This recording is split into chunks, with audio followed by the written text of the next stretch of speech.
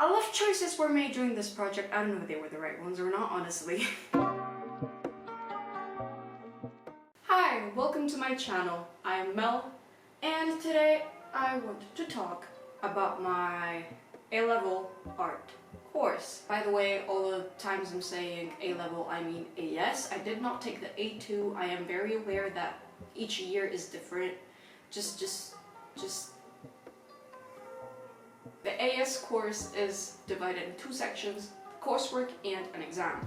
The coursework consists on a maximum of 6 boards, double-sided, in which you choose a topic, show the elements which explore the topic, develop it, do an artist research, join all your ideas together, and then produce an outcome, or, new to A-level, a series of outcomes. And then the exam is basically same thing, except got a limit of 4 boards, I think. Basically for the exam board gives you a list of themes, you choose one from the list, and then you explore all the elements related to the theme. You develop it and create a final outcome in an exam which is 15 hours long, if I remember correctly. I took AS art on my own. I did not have a teacher for any of it, and I developed it from right at the end of my art GCC until the deadline for the exam, basically. So I did most of the work during the summer before my A-levels and during my first year of A-levels. So I chose the topic Innocence. I thought it was a very interesting topic in which I could explore the effects and history of innocence relating to young people today, that desire for innocence that a lot of people seem to have, and the whole aspect of growing up. Particularly that aspect, I feel like it's very relevant to my life at the moment and my life at the time of doing the project, since I was in 6th form, about to go to uni, and I had to come to terms with growing up and not being a kid anymore, but it's fine. I felt like it was cool. I could relate the project to my own life and just provide my insight on the topic through my work. So to start exploring my theme, I did a little mind map. I did a little photo shoot in my bathtub.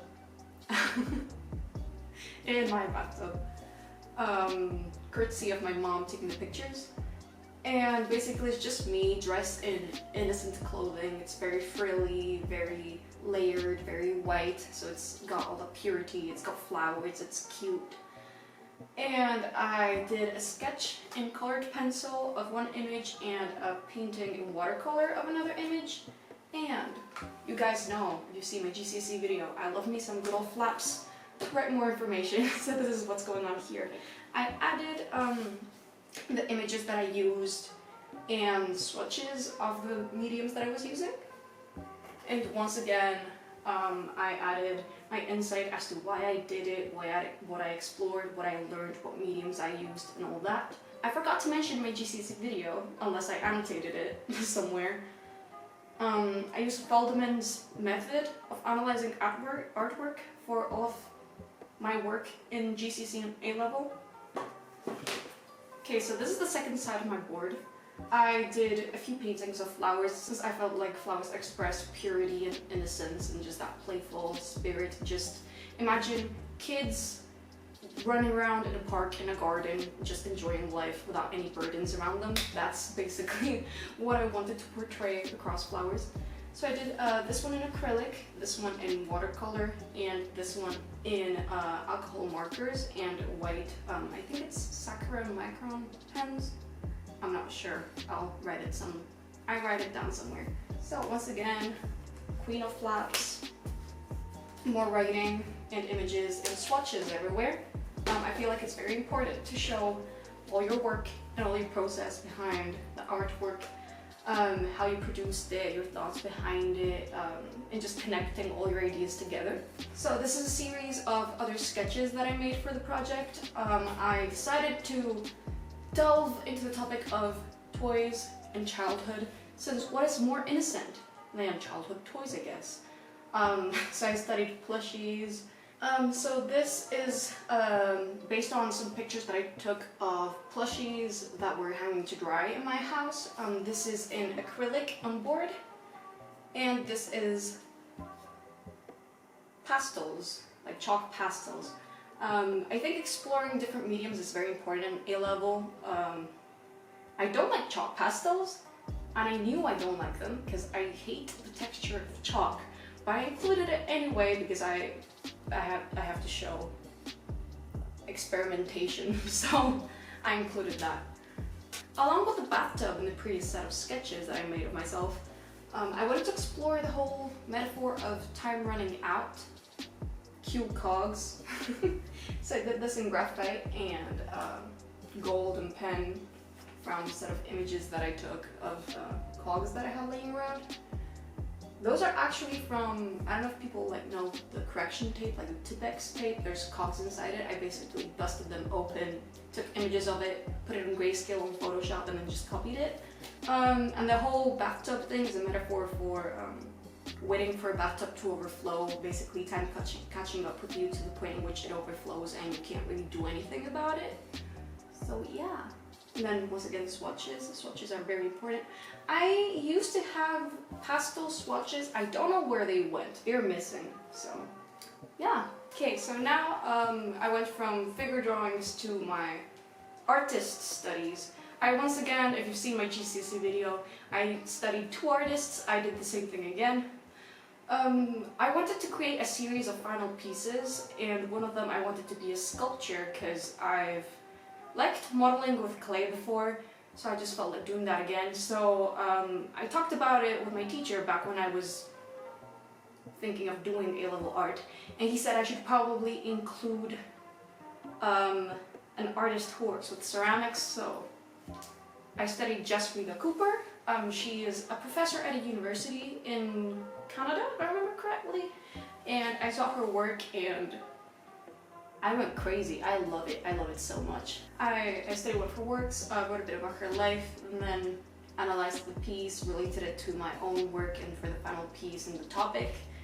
And I showed the process of it all right here. And you can't really see it because I think it's out of frame, but I put writing at the top explaining all the making. The flap is so big. I feel like it's cheating slightly because we've got a word limit, but I feel like since I had so many images and I had to explain so many things, Cambridge just ignored that. Here is the recreation I made of JESSRIVA Cooper's sculpture.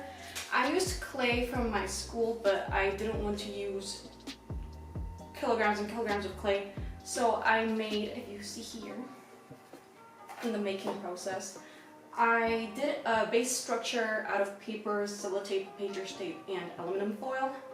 I covered it in painter's tape again, and then I started covering everything with clay, and then I started shaping it and everything. And this is the end result, and I'm very, very happy with it. It's not exactly the same to JESSRIVA Cooper's, but I feel like as a first attempt it's pretty solid.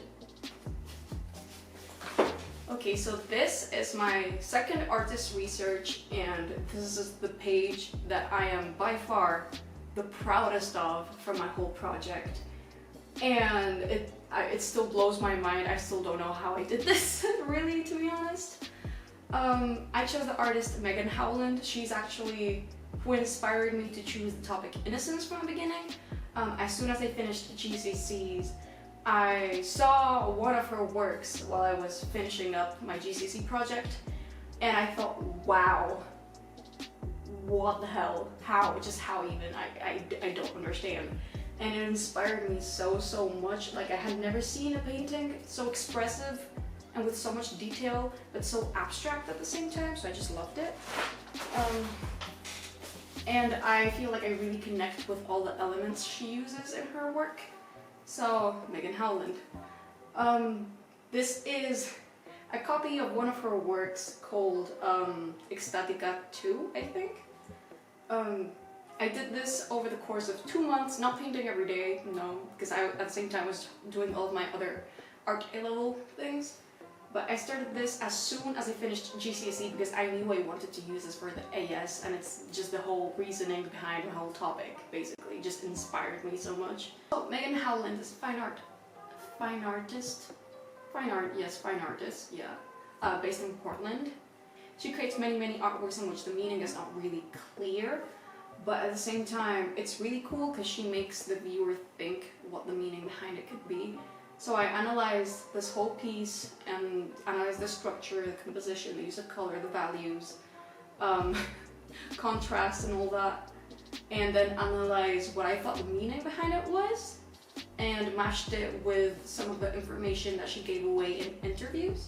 And then I also decided to replicate another of her paintings. This is called Folly, and I like it because it's very dark. I really love her use of dark shades and very light shades. She's got another painting, I can't remember the name right now, but it's so pale. Like, people who paint with whites and make it so detailed and so 3D just blows my mind.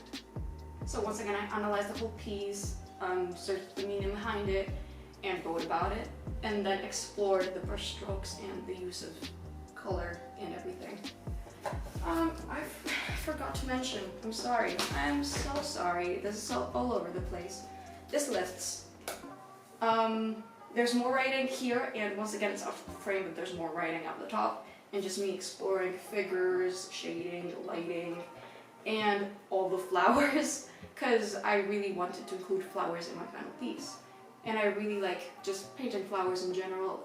They're very detailed and very annoying, but it's so worth it in the end. I love them, they're beautiful. This is the point in which I started joining all my ideas together, all of the points that I took from artists and all of that. So I drew a little teddy bear being engulfed by branches. Give me a moment. And underneath there's a little branch that I drew. And this is a painting of a woman from a magazine that I made. It was initially a portrait, but I decided to add flowers just to join them together, join the ideas and topics together. And this is me exploring painting flowers in a more abstract style, just to make sure that if I wanted to use a more abstract style or not. And then once again, color swatches. And this is a little sketch that I did in my sketchbook, and then I took it out of a girl with flowers around her. There were images meant to go here, but my printer stopped working, so I just had to send it as it was, sadly. But I feel like I explained enough to get the idea of what I was trying to do. Okay, so now we go on to me explaining the whole composition planning behind the 3 pieces that I wanted to make, because I wanted to do 3 final outcomes. At first, I wanted to explore a very quote-unquote shallow surface level representation of innocence. So I explored the most stereotypical and just basically what comes into your mind when you think innocence. It's just pure pastels, white colors, toys, flowers, magical unicorn, rainbow madness, basically. And this is the outcome, and this is the planning for that. So this is from a picture of a photo shoot that I did with my mom, once again taking the pictures for me. Thank you so much, Mom!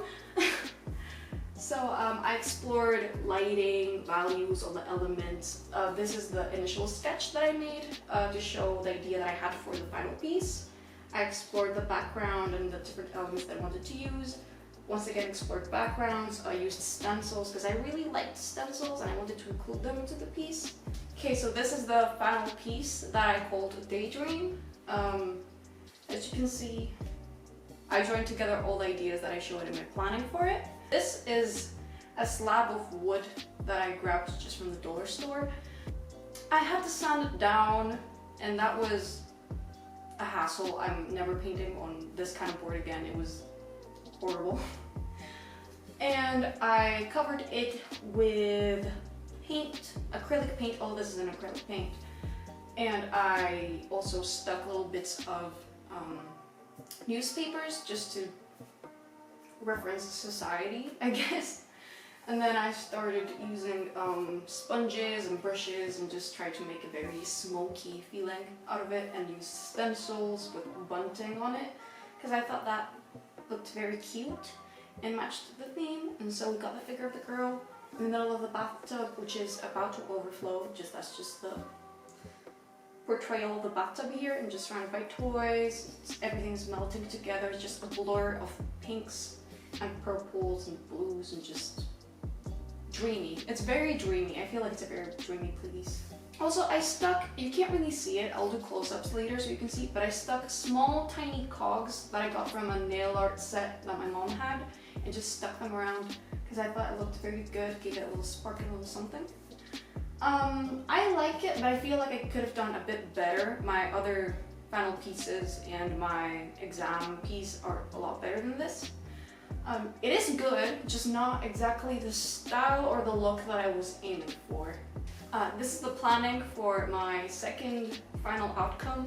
The previous one was called Daydream. This one is called Nightmare. So in this one I wanted to explore a much darker side of innocence, just the loss of innocence, pornography and prostitution, I guess, and children losing innocence and all that, and just becoming aware of all the harsh realities in the world. I really like painting eyes, and I feel like eyes are extremely expressive. So I painted some studies of eyes on the side with the dark background that I wanted to use. Then combined the eyes and the flowers, since I felt like that would be very, very interesting, having just the judging eyes of society staring at you from the innocence within, just acting as if everything's fine, but it's really not. And then I practiced drawing some of the flowers I wanted to include in the final piece, and once again the whole idea of merging the flower with the eyes and all that. Here I was meant to include the image that I took from the photo shoot for the painting, but printer broke, couldn't do that. But I explained the whole meaning behind the piece. This is my second final piece. It's called Nightmare. As you can see, it's got a girl who is pretty distressed, just hands on her head. So I really, really like this piece compared to my first one, because I feel like it's a lot more detailed and shows my skills a lot better. I love the background on that side. I feel like it looks very cool. And the eyes, I love the eyes so much. I really, really love painting eyes, so I made them as detailed as I could. And yeah, just joined together all ideas that I had in the planning planning? What is that? I basically joined all the ideas I had in the planning to a final result. Okay, so here we have my last of the final outcomes. This one's called Limbo. And in this one I kind of wanted to combine both my previous final pieces, just the whole idea of daydream and nightmare just meeting together in a limbo. This is the initial sketch that I made. This is basically representing someone who wants to remain innocent and just chooses to block society out and just chooses to ignore all the dark in the world, or tries to keep a positive attitude towards it, and it just shows the passing of time through the cogs on the top, and just the flowers representing innocence, and the eyes closed as in blocking out the world, and wanted to remain in their own little magical world that they made up in their head, in a way. So once again, I've got the final piece images, since I couldn't send away a big old sculpture to Cambridge, and then the making behind it. So this is the final piece that I made. It's got flowers and cogs and vines and all kinds of detail on it. I made it a bit smaller than my art study because I just felt like it would be better. And I'm very, very proud of it, actually. Out of the list of topics that they gave us, I chose the theme Undone, since I felt like I could explore a meaning that maybe people wouldn't usually think of. Usually when people think of undone, I guess they think about like undone laces, thread, and that kind of thing. I just chose the meaning of coming undone and just breaking down, crying and tragedy and that kind of thing. Since I was a little tired of drawing cutesy things, so I just thought I'm going to do this, and I felt like I could use a more abstract approach and make it look very, very interesting. So once again, I did a little mind map exploring my theme, and then I wanted to include hands in my final piece, a lot of hands. Starting all these projects, I always kind of have an idea of what I want the final piece to be in mind, and then I just move towards that. I don't know why I decided to do hands though. I'm not particularly good at hands, but I guess I just felt like challenging myself. So once again, I did figure sketches and like object sketches and figure drawings, that kind of thing. I did a painting in acrylic of my hand, a picture of my hand that I took, and a pastel drawing of my hand, once again. As always, exploring different themes, different mediums. For the rest of my sketches, I did a little eye in colored pencil and then a graphite eye, once again, because eyes and emotion and everything, I feel like it's very important. And then I actually took this picture of me, and I wasn't thinking of including it in the project, but then I thought, oh, if I want to give it an abstract and like glitchy aspect so that it looks like a sensory overload, kind of, I feel like it fits. So I made it in watercolor.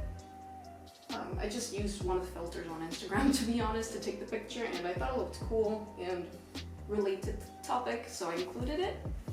For the rest of my project, I just explored that whole abstract imagery that I wanted to include. So I just used paint splatters. I did that by putting blobs of paint on a sheet of paper and then just pressing on it with another sheet of paper and dragging it. I used really neon and saturated colors just to further emphasize and push that whole idea of sensory overload and just things being too much for someone. Then I tried using strips of color, just placing them in different directions. I was trying to see what colors brought each other out more, and I did this with palette knife. So I was looking at my topic and I thought, well, if I think of stitching and like thread when I think of undone, why not just include stitching as well? Why not? So I did some patterns with thread on card, did the same thing here. There's more palette knife paintings. For this side, I wanted to join all the ideas that I had had so far together, just to decide what kind of abstract style I wanted to use for my final piece. It's a figure painting I did of a friend of mine, and then I tried using that more palette knife-y neon technique that I had been thinking of, and then this other more blocky, glitchy looking technique or style. This is in watercolor, this one's in acrylic paint, and this one's a mixture of alcohol marker and then acrylic paint for the little squares, which I stuck on. After going through all that development, I decided that it would be interesting to include an artist research. We're not really required to do that for the exam portion, but I just decided to do it. So I chose artist Marta Nael, and she is a Spanish artist who mainly works digitally, but she also has a few acrylic and oil and watercolor and pastel. She has a few traditional art pieces in her portfolio. So I decided to include this mother and daughter painting that she has. I really like the background, I really like the splotchiness of it and just how neon it looks. And even though the colors are very, very unnatural, it still looks kind of natural and real. I really like the whole concept. She calls her technique digital impressionism, and I agree. I agree. I think it's very, very fitting. So I used this and thought that I could apply the splotchiness for the background as well. Now I'm moving into the final outcome. This is the part in which I once again planned what I wanted the final piece to look like. For this one I only did one painting. I stopped myself from doing more because I was unsure if the 15 hours were going to be enough or not for the piece. So I explored different techniques for the background. I did some of them by using stencils, using sponges with acrylic, dribbling glue onto the canvas and then putting acrylic paint on it. Here I've got just joining together all of my abstract ideas. So I had a black background, then I put squares with acrylic paint, then I put palette knife, and then I also threaded and sewed through the card. Explored a bit more of color and gradient and the glitchiness to it. And then down here at the bottom I have the 2 images that I took to make the composition that I used for my final piece. Hi, Editing Mel here. My camera ran out of battery, so I don't have the footage for my final outcome, but here it is. As you can see, I drew a girl crying with a glitchy effect all over the tears, as I said I wanted to do in my development. And yeah, I really like it. I think the idea came across quite well. Sadly, I also don't have an outro for you guys. I really need to be careful with my camera battery. I hope you like this video. Feel free to like and subscribe if you want. Leave a comment down below if you want me to do a video on anything in particular or want me to talk about anything in particular, and I'll post more videos soon. So I hope you guys have a nice day. Goodbye!